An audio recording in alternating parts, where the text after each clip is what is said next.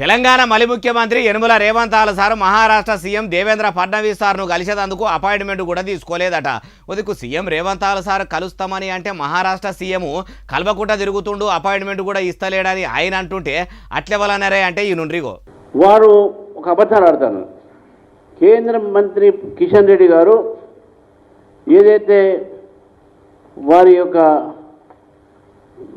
మన ముఖ్యమంత్రి దేవేంద్ర ఫడ్నవీస్ దగ్గర టైం వీళ్ళు తీసుకోవట్లేదు అని చెప్పి, అసలు మీరు ముఖ్యమంత్రిగా దేవేంద్ర ఫడ్నవీస్ దగ్గర టైం తీసుకున్నారా? ఈయనరా తెలంగాణ పువ్వు పార్టీ పెబ్బకం ఎమ్మెల్సీ రామచంద్రరావు సార్ ఏమంటుండో ఇంకా మస్తుగానే అన్నాడు. మొత్తం ముచ్చటి నుండి దేవేంద్ర ఫడ్నవీస్ గారి యొక్క ఆఫీస్కి ఫోన్ చేశాను. ఒక 1 month బ్యాక్ ఉత్తమ్ కుమార్ రెడ్డి గారు ఏదో అపాయింట్మెంట్ అడిగారు వారి కోసం. అది దేనికోసం అడిగారు మనకు తెలియదు, వారి కోసం అడిగారు. అక్కడ ఎటువంటి రిక్వెస్ట్ తెలంగాణ ముఖ్యమంత్రి దగ్గర నుంచి లేదు, దేవేంద్ర ఫడ్నవీస్ గారి దగ్గర ఆ ఆఫీస్ లేదు.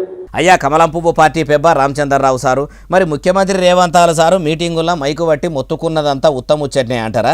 లెటర్ రాసింది కూడా వాజిబు కాదంటారా?